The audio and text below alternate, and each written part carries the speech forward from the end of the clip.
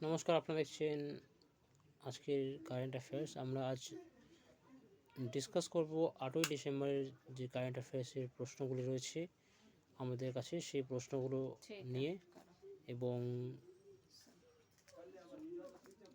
কালকে অর্থাৎ 24 তারিখে আমরা আরও কিছু কারেন্ট অ্যাফেয়ার্স নিয়ে আসবো। আমাদের চেষ্টা থাকবে যাতে 31শে ডিসেম্বরের মধ্যে এই পুরো পর্বটা শেষ করে দিয়ে যাতে এবং প্লেলিস্ট শুদ্ধ আপনাদের কাছে নিয়ে আসা।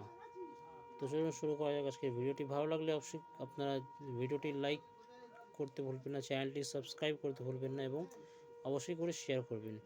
তো বৌদ্ধ দিবস কবে পালন করা হয়? উত্তর হয়ে যাবে 8ই ডিসেম্বর এটি পালন করা হয়ে থাকে। রাইজিং রাজস্থান সাবমিটের উদ্বোধন কে করবেন? উত্তর হয়ে যাবে ভারতের প্রধানমন্ত্রী Narendra Modi. All job women's portal কোন রাজ্যে লঞ্চ করা হয়েছে? উত্তর হয়ে যাবে এটি লাদাখে লঞ্চ করা হয়েছে। পরবর্তী প্রশ্ন,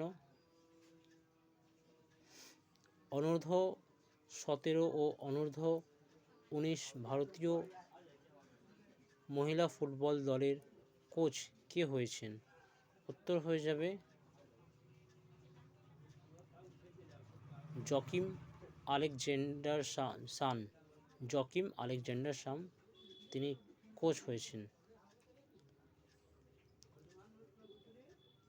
হকি মহিলা এশিয়া কাপ কোথায় অনুষ্ঠিত হবে? উত্তর হয়ে যাবে এটি ওমানের মাসকাটে শুরু হবে। ওমানের রাজধানী মাসকাট, সেইখানেই কিন্তু এটি শুরু হবে। আমরা আসবো পরবর্তী প্রশ্নে। আমাদের পরবর্তী প্রশ্ন, IQCU এর পুরো নাম কি? তো IQCU এর পুরো নাম হয়ে যাবে ইন্টার কোয়ালিটি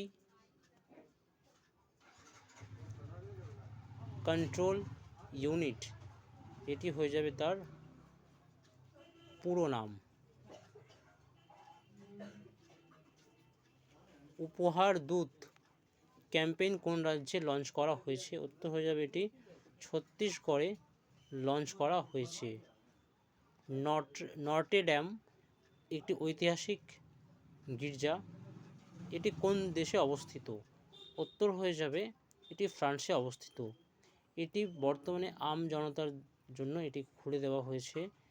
এটি হচ্ছে ফ্রান্সে 861 বছরের একটি গির্জা, যেখানে 1961 সালে আগুন লেগে পুরোটা পুড়ে ছাই হয়ে যায় এবং নতুন করে এটাকে আবার তৈরি করা হয়েছে।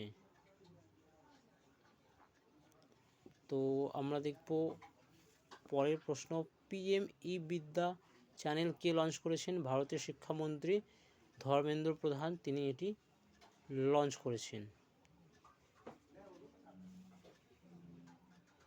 ইউরো টায়ার্সের ব্র্যান্ড অ্যাম্বাসাডর কে হয়েছেন? উত্তর হয়ে যাবে এটি মহেন্দ্র সিংহ ধোনি। রেনবো ওয়ারিয়ার্স বইটির লেখক কে? হোসাং মার্চেন্ট, তিনি ছিলেন এই বইটির লেখক। তো আজকের ভিডিওটি এই অবধি। আমরা খুব শীঘ্রই কালকে আপনাদের জন্য আবার 9 ডিসেম্বর থেকে আমাদের চেষ্টা থাকবে 13 তারিখ অবধি পুরো কমপ্লিট করিয়ে দেওয়ার। তো আপাতত এই অবধি, অবশ্যই কালকে দেখা হবে। সবাইকে শুভরাত্রি।